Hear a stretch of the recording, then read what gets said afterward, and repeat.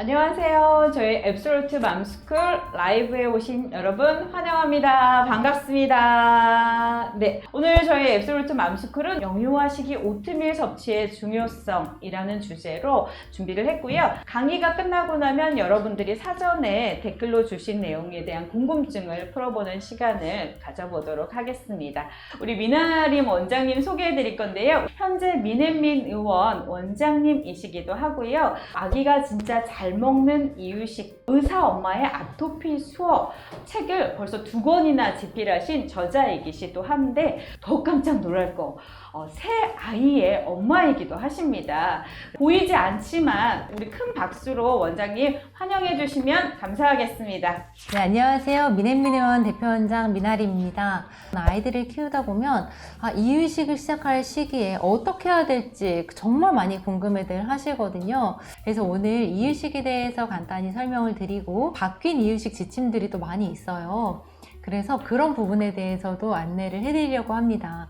일단은 아토피나 기타 알레르기 질환이 있는 경우에는 6개월간 다른 음식을 먹이지 않고 모유만 먹였을 때 알레르기에 대한 보호효과가 나타난다는 보고가 있기 때문에 6개월 내외에 이유식을 시작을 하게 됩니다.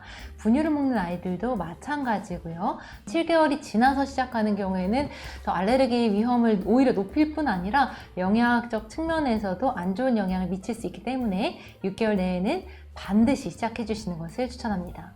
6개월이라고 하면 보통 180일을 얘기를 하고 있는데요. 이유식은 기본적으로는 쌀미음으로 시작을 해주시면 됩니다. 쌀은 알레르기 항원성이 굉장히 적은 식품으로 거의 알레르기를 일으키는 경우가 없습니다.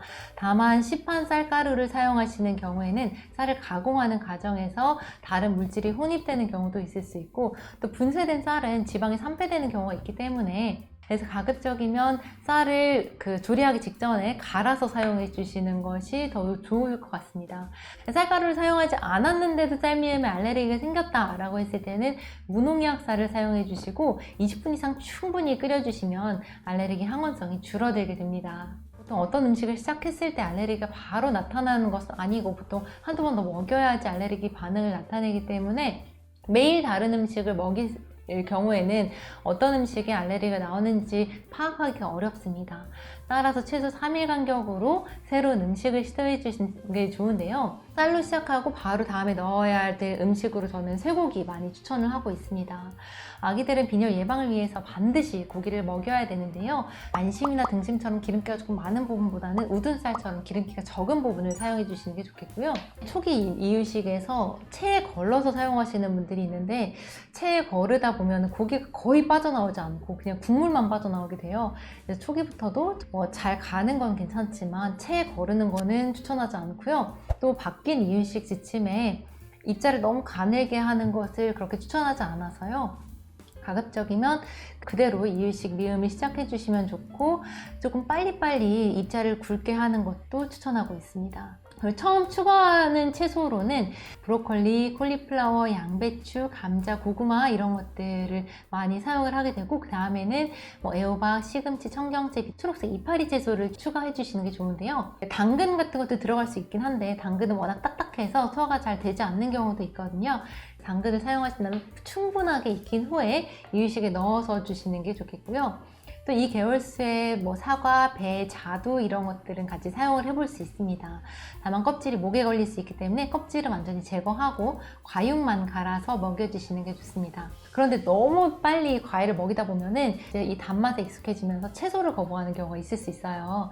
그래서 채소가 들어간 다음에 조금 더 채소에 익숙해지고 나서 과일을 접하게 해주시는 것이 더 좋을 수 있습니다. 그리고 또 최근에 이제 추가된 지침 중에 하나로 밀가루 먹여보는 것도 좀 추천을 하는데요.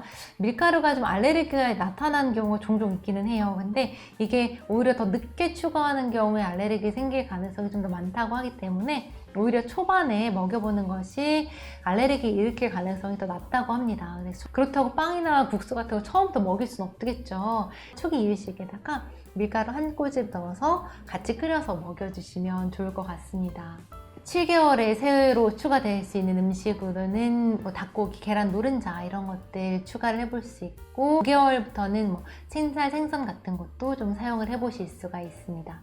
좀 빨리 잘 먹는 친구들은 한 10개월, 11개월 됐을 때 죽을 줬을 때 안 먹는 아이들이 있어요.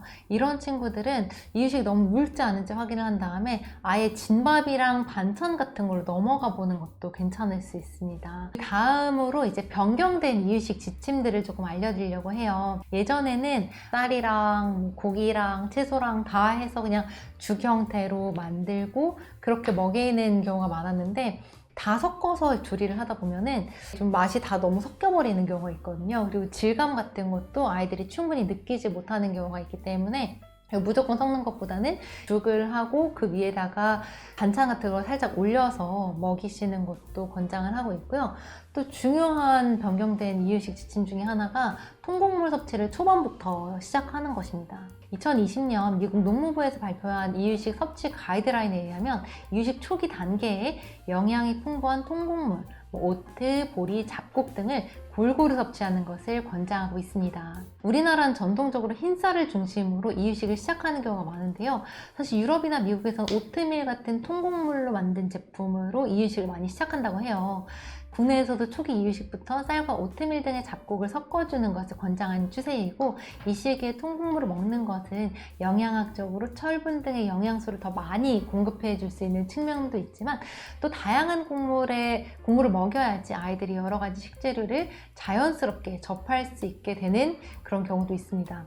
이게 시기가 지나다 보면은 또 막 맛있는 거 위주로 먹으려고 그러고 좀 약간 거친 것들 안 먹으려고 그러고 그럴 수 있거든요. 근데 처음부터 잡곡들에 대해서 노출을 시켜주시면 그런 것들을 나중에도 잘 먹을 수 있을 가능성이 높기 때문에 초반부터 다양한 잡곡을 사용해 주시는 것이 좋겠습니다. 이유식을 시작한 엄마들이라면 많은 분들이 알고 있는 방법이 있죠. 바로 이제 이유식이나 과일에 오트밀을 타먹이는 게 영양학적 측면과 더불어 곡물이 주는 든든함까지 아이에게 줄 수가 있어서 든든한 간식 또는 한 끼 식사 대용으로 이제 부모님들이 많이 즐겨 찾는 레시피입니다. 근데 오트밀을 불려서 먹이는 방법이 있고 또 끓여서 먹이는 방법이 있죠. 근데 불려서 먹이는 경우에는 사실 너무 오랜 시간 불리게 되다 보면 오염이라든지 이런 부분들이 있을 수 있기 때문에 아이들에게는 그냥 먹기 전에 끓이거나 뭐 데워서 먹는 것을 저 추천을 하고요. 그냥 불에다 끓여서 먹는 것도 가능하고 전자레인지에 간단하게 데워서 먹는 것도 가능합니다. 다만 이렇게 데울 때 주의하실 점은 끓일 때는 눌러붙을 수가 있어요. 그래서 꼭 잘 저어서 먹이시는 게 좋겠고요. 전자레인지에 했을 때는 이게 끓어 넘치는 경우가 있을 수 있거든요. 그래서 가급적이면 조금 큰 그릇을 사용해 주시고 뚜껑을 덮어 주시는 게 좋겠고 한 번에 완전한 시간을 돌리는 것보다는 조금 돌리고 좀 섞어서 다시 돌리고 섞어서 다시 돌리고 이런 식으로 해주시면 넘쳐나지 않게 오트밀을 조리를 할 수 있습니다. 오트밀이 정확히 뭔지 제가 간단하게 설명을 해드릴게요. 오트밀은 귀리라는 곡물을 구워서 압착, 절단, 분쇄 등의 과정을 거쳐서 조리가 간편하고 소화가 되기 쉽도록 가공한 건데요. 귀리는 단백질, 비타민, 미네랄, 필수 아미노산 등 각종 영양소를 골고루 풍부하게 함유하고 있는 통곡물로 세계 10대 슈퍼푸드로 선정될 만큼 영양이 아주 최고인 곡물이에요. 오트밀은 다른 곡류에 비해서 단백질, 비타민, B1 등이 많고 소화도 잘 되고 섬유소가 풍부해서 유럽이나 미국에서 아침 식사로 많이 이용하고 있다고 하고요. 외국에서는 아이들의 첫 이유식으로도 많이 활용하고 있는 곡물이라고 합니다. 아무래도 잡곡 같은 경우에는 좀 소화가 잘 안 될 수 있어서 좀 많이 조리를 해야 된다는 약간의 불편함이 있을 수가 있는데요. 오트밀은 롤드 오트밀, 퀵 오트밀, 인스턴트 오트밀 이렇게 해서 다양하게 나와 있는데 이게 또 좀 조리가 된 부분들이 있기 때문에 이용하기가 좀 편하다고 볼 수가 있을 것 같아요. 롤드 오트밀이라 그러면 이제 압착해서 눌러서 만든 오트밀, 그리고 퀵 오트밀은 그것보다 조금 더 압착을 해서 조금 더 쉽게 조리할 수 있게 만든 거고, 인스턴트 오트밀은 조금 더 잘게, 입자가 아주 작게 되어 있는 그런 오트밀을 인스턴트 오트밀이라고 해서 오트밀 이유식을 아주 처음에 시작할 때 초기에는 인스턴트 오트밀을 사용해 주시는 게 좋겠고, 조금 더 입자가 큰 이유식을 먹게 됐을 때 퀵 오트밀 같은 걸 사용해 주시면 좋을 것 같고요. 그리고 오트밀의 이제 중요한 두 가지 성분을 좀 말씀드리고 싶은데요. 오트밀은 철분이 풍부한 곡물 중에 하나입니다. 아기가 태어나서 6개월 동안은 태중에서 흡수한 영양분으로 지내다가 이제 6개월부터는 점차 고갈이 되면서 이제 면역력도 떨어지게 됩니다. 철분도 마찬가지로 6개월부터 감소를 하게 되면서 이유식에 쇠고기를 넣어서 먹이는 등 우리 아이에게 충분히 철분을 섭취할 수 있도록 해주셔야 되는데요. 특히 철분은 정말 아기의 혈액 형성과 뇌 발달에 아주 필수적인 영양소입니다.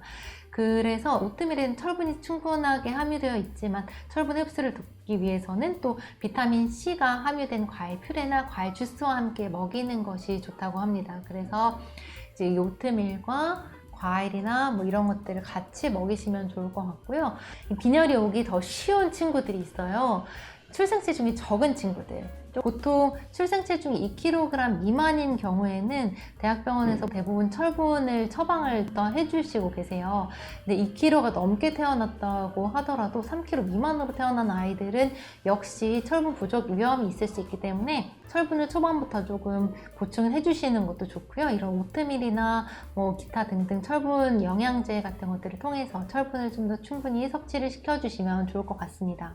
그리고 또 하나는 아이의 성장이 빠른 경우, 이런 경우에도 철분이 많이 부족할 수가 있어요.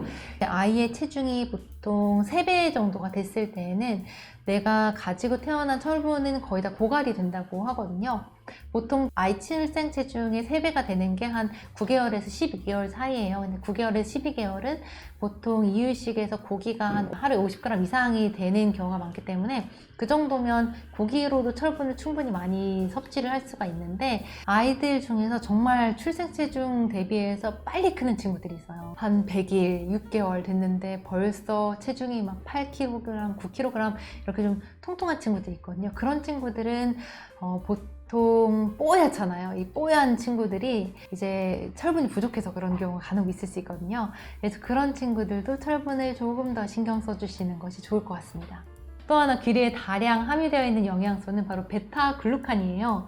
이 베타글루칸 성분은 체내 면역력을 강화시키고 암세포의 증식과 생성을 억제하는 기능을 하면서 단백질과 필수 아미노산, 각종 비타민 등이 풍부하여서 면역 형성에 도움이 많이 되고 있습니다.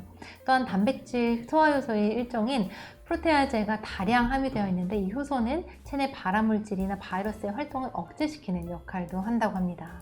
최근에는 트렌드에 따라서 초기 이유식부터 쌀과 오트밀을 5대5 정도의 비율로 섞어서 주시는 것을 권장하고 있다고 합니다. 그래서 오늘은 영유아에게 오트밀이 필요한 이유에 대해서도 함께 알아보게 되었는데요.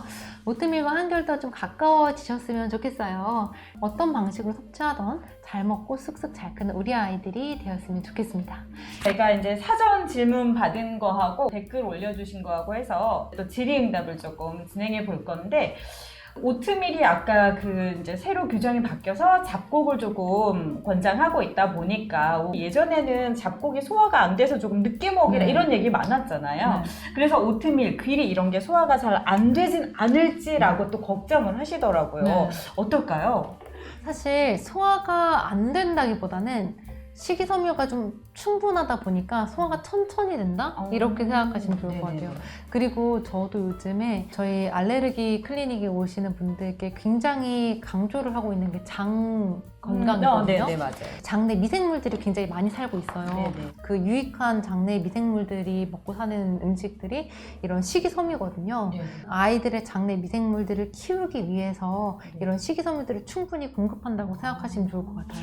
이유식 초기라서 아까 또 알레르기 얘기 잠깐 하셨잖아요. 네네. 쌀 알레르기 얘기 하셨는데 오트밀도 혹시 알러지가 있지는 않을지라고 또 걱정되신다고 하거든요. 이게 모든 음식에는 알레르기가 있을 가능성이 있습니다. 그래서 제가 이제 말씀을 드렸던 게 어떤 음식을 첨가할 때 3일 간격 또는 5일 간격으로 첨가를 해주시라고 말씀을 드렸는데요. 이건 오트밀도 마찬가지예요. 근데 오트밀이랑 쌀이 둘 다 알레르기 항원성이 많지는 않은 제품이거든요. 그래서 쌀도 웬만해서는 알레르기가 일어나지 않는 경우처럼 오트밀도 웬만해서는 알레르기가 있는 경우가 사실 드물다고는 합니다. 그러니까 먹여봐서 괜찮으면 계속 먹이시면 되고 만약에 이거 먹였는데 여기 알레르기 있다? 그러면 안 먹이셔야 될 것 같아요. 근데 그거에 대해서 크게 걱정하실 필요는 없을 것 같습니다. 오늘 여기까지 우리 오트밀의 중요성에 대해서 우리 원장님이 얘기해 주셨는데요. 오늘 강의해 주셔서 너무너무 감사드립니다. 감사합니다.